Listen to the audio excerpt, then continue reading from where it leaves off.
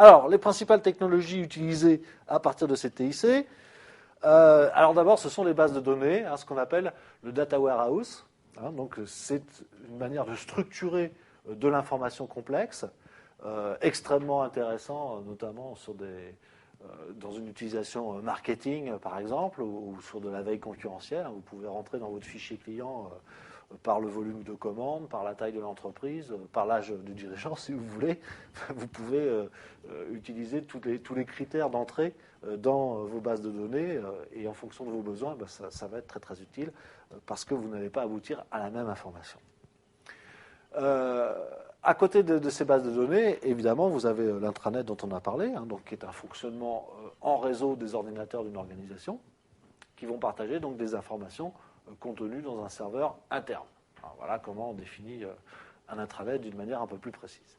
C'est l'extranet dont je vous ai parlé aussi, qui met en œuvre les mêmes protocoles que l'Internet, mais en vue de constituer un réseau privé d'organisation pour que l'entreprise puisse échanger et partager des données sécurisées avec des partenaires qui sont extérieurs, donc des clients, des fournisseurs et des distributeurs.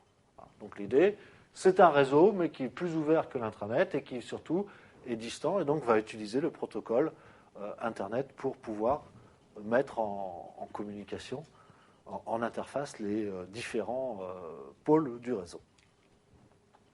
L'EDI, alors l'EDI qui est un vieux système, puisque Internet a quand même limité l'usage de l'EDI, qui veut dire échange de données informatisées, mais pas toujours, parce que les réseaux d'EDI sont beaucoup plus sécurisés, donc finalement beaucoup plus fiables. Pensez aux échanges aux flux financiers, etc., qui continuent à fonctionner sous EDI, entre les banques notamment. Donc c'est le transfert de données structurées par télétransmission vers des partenaires. Donc l'EDI va nécessiter, contrairement à l'Internet, l'intervention d'un prestataire qui fait payer un abonnement pour utiliser son réseau spécialisé. Mais je dirais qu'avant l'invention d'Internet, la transmission de données sécurisées de manière électronique se faisait exclusivement par ces réseaux d'EDI. L'Internet, donc on ne va pas revenir là-dessus, sinon que c'est le réseau des réseaux. Voilà la manière le plus simple de définir cela. Alors, le groupware. Alors, le groupware, c'est l'ensemble des architectures matérielles et logicielles qui vont permettre le travail collaboratif entre personnes physiquement distantes. Alors ça, c'est quelque chose de très important. Vous allez pouvoir partager des documents et intervenir à tour de rôle sur le même document. Vous allez évidemment avoir un système de messagerie écrite pour pouvoir communiquer ou de messagerie orale. Vous allez pouvoir connecter de la vidéo pour pouvoir vous voir et donc communiquer plus facilement. Vous allez pouvoir partager un agenda électronique, etc. etc. Donc c'est un espace de travail virtuel où deux ou plusieurs personnes vont pouvoir se réunir pour pouvoir travailler ensemble avec des supports communs. Donc ça, c'est des technologies qui font leur chemin petit à petit. Donc c'est pas évident de travailler de cette manière-là quand on était habitué à travailler d'une manière classique, mais on peut voir que dans les entreprises, petit à petit, quand le besoin s'en fait ressentir, bien évidemment, s'il y a quelqu'un dans le bureau d'à côté, c'est toujours plus agréable de travailler physiquement avec lui, mais quand on est un peu plus distant, on s'aperçoit que petit à petit, ces technologies se diffusent. Le workflow, alors le workflow qui signifie flux de travail, ou qu'on peut traduire aussi par gestion électronique de processus. Donc c'est une automatisation de processus qui met en jeu plusieurs acteurs, plusieurs documents ou plusieurs tâches. Donc le champ d'action est généralement le travail administratif. Alors un exemple typique de workflow, c'est le traitement aujourd'hui des feuilles de maladie par la sécurité sociale. Donc avec, au départ, on va le voir un petit peu plus loin comme technologie, la GED et la LAD. Et ensuite, les documents, en fonction de ce qu'on a découvert dessus, donc les feuilles maladie, vont être envoyés chez différents destinataires qui vont avoir une mission à faire dessus et automatiquement ça va transférer à une autre personne qui est en prise en charge administrative de ces feuilles de soins. Et donc toute la répartition et la circulation du document est prévue déjà par le système, et les gens n'ont à intervenir que sur la partie qui est prévue pour eux. Alors justement, la GED et la LAD, gestion électronique de documents et lecture automatisée de documents, qui va permettre donc d'automatiser le traitement administratif de documents standardisés. Alors qu'est-ce que c'est? Tout simplement, par exemple, je prenais l'exemple des feuilles de vos feuilles de soins. Quand vous envoyez une feuille de soins à la sécurité sociale, il y a une personne qui va ouvrir l'enveloppe et puis qui va mettre votre feuille de soins dans une pile. Et là, il va y avoir un scannage de chaque document. Et puis une reconnaissance, puisqu'il y a des champs. Pour que ça fonctionne, il faut que les documents soient standardisés. Donc il y a des champs, et puis on va s'apercevoir que vous n'avez pas signé.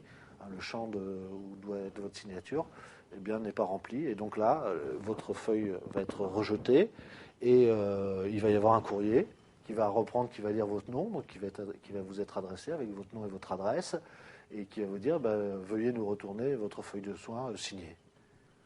Et donc là, c'est le système qui va élaborer de lui-même cette réponse. Et donc, il n'y aura aucun traitement humain. S'il y a une personne qui a ouvert l'enveloppe pour sortir votre feuille de soins, il n'y aura même personne pour mettre la réponse dans une enveloppe, puisque ça, par contre, on sait le faire. On sait mettre des plis sous enveloppe d'une manière totalement automatisée. Donc voilà ce que l'on peut faire. Alors ça nécessite évidemment, pour être utilisé, des documents très standardisés et en très grand nombre, autrement le système n'est pas rentable, mais on peut le faire par exemple avec des factures. Les très grandes organisations peuvent imposer à leurs fournisseurs des modèles de factures standards précisément pour pouvoir utiliser ces systèmes. Le knowledge management. Alors, le knowledge management, qui est le management de la connaissance, qui regroupe en fait quatre aspects différents. D'une part, la transmission de la mémoire, c'est-à-dire voilà, les compétences, on les cristallise et on les fige. C'est un mauvais terme en ce qui concerne la connaissance.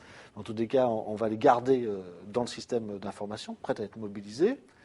On va précisément pouvoir, grâce à ce knowledge management, avoir une mobilisation optimale de la connaissance et du savoir individuel des salariés, et dès qu'un besoin se présente. On va aussi pouvoir élaborer et partager et diffuser des savoir-faire collectifs, extrêmement importants. Et enfin, dans les niveaux les plus élaborés, cela va servir à produire de la connaissance. Je dirais que là, on est déjà dans des organisations de type centre de recherche pour que cela fonctionne de cette manière-là. Donc, on peut dire que d'une manière générale, le knowledge management va servir à améliorer la productivité du travail intellectuel. C'est son objectif le premier. Alors, cette technologie du knowledge, ou ces technologies, on devrait dire, du knowledge management, sont compatibles avec le modèle de l'organisation apprenante. Donc, une organisation qui va progresser précisément par la densité de ses connaissances et de ses compétences, et celui de la gestion du portefeuille de compétences. Donc, ce sont vraiment là des outils au niveau qui sont à disposition des entreprises qui innovent, qui changent en permanence, donc dans ce contexte-là, ces outils deviennent indispensables. Alors, pour clore sur les outils les plus couramment utilisés, évidemment, il faut parler d'abord des outils de communication. Je vous rappelle quand même l'envahissement dans nos entreprises du courriel, des listes de diffusion, des forums, des chats et des blogs. Donc ça, ce sont des outils de communication qui sont de plus en plus répandus, qui sont de véritables outils de travail, notamment pour les courriels.